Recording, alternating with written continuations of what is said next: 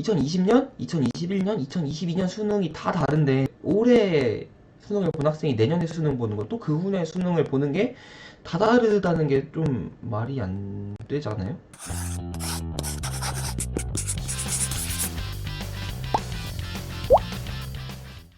네, 안녕하세요. 유그TV입니다.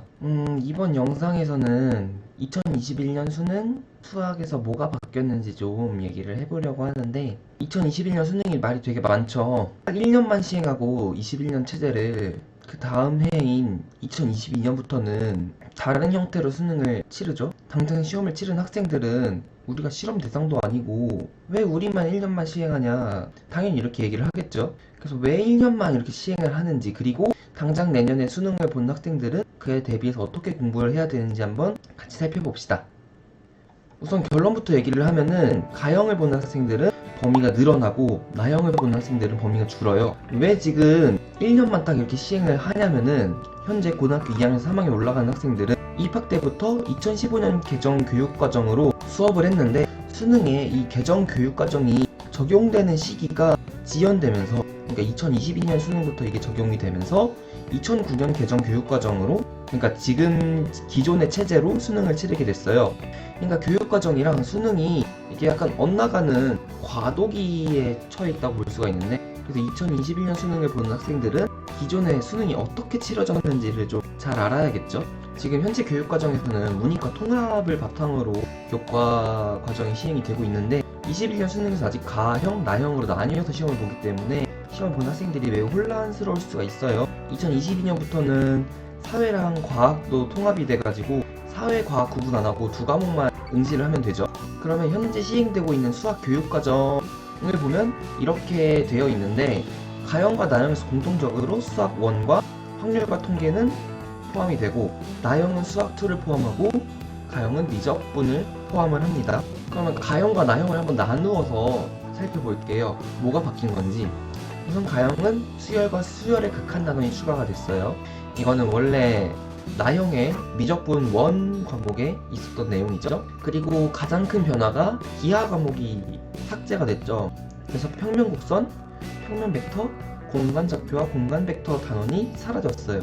그리고 경우의 수는 고등학교 1학년 과정인데 이 과정이 없어져가지고, 그리고 원래 기하 단원에 있었던 음함수의 미분이나 속도와 가속도, 속도와 거리는 미적분 과목으로 이동돼서 그대로 출제가 될 거고요.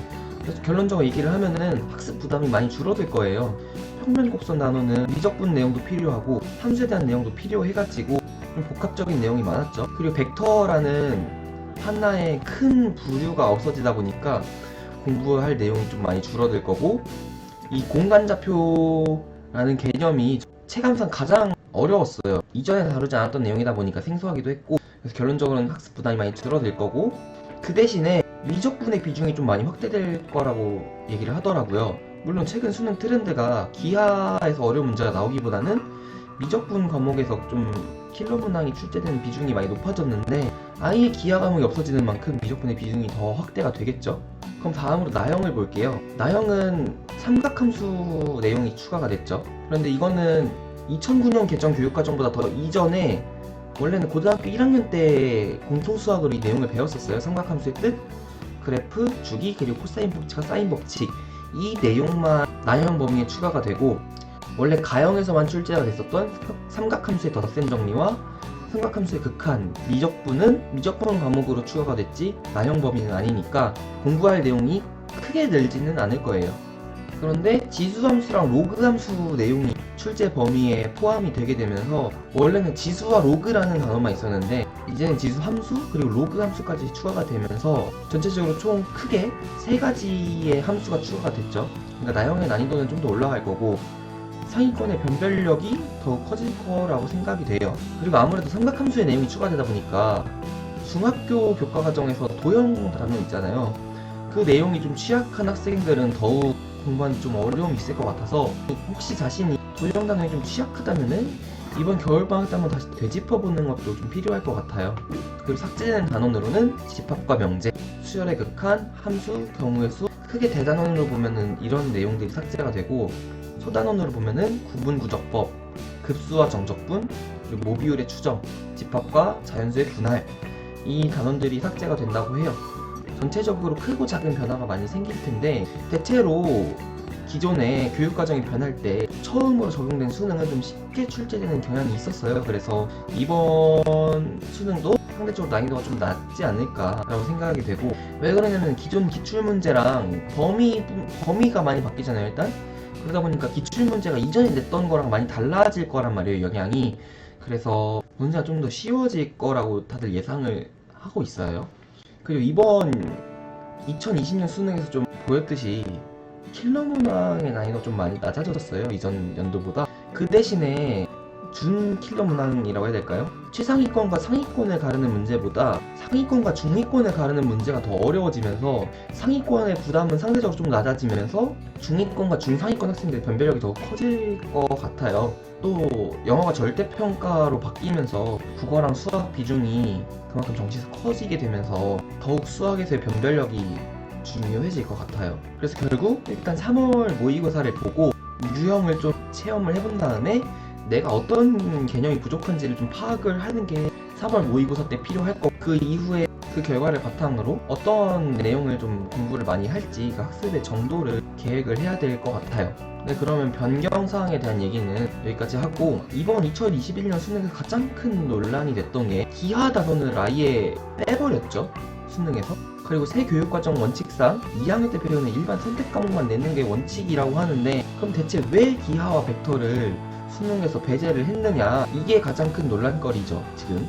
그래서 2022년부터는 다시 기하 과목을 선택 과목으로 편입을 한다고 하는데, 교육부에서 말하는 얘기는 기하 과목을 배우려면 사실상 모든 이전의 과목들이 다 들어가야 된다. 그 이전 과목을 다 알아야 기하 과목을 알 수 있다. 그래서 기하 과목의 학습 부담이 너무 크다. 결국 학생들의 공부 부담을 줄이겠다라는 게 교육부의 의도예요. 근데 수학계랑 과학계에서는 크게 반발을 했죠. 이 기하 단원을 배우지 않으면은 대학교에서 배우는 수학들을 대학교에서 다시 그 기하 과목의 수학 기초부터 다시 가르쳐야 되는데, 그럼 이공계 대학생들의 기초 수학 실력이 현재 대학생들에 비해서 많이 부족해질 거라고 걱정을 많이 하고 있어요.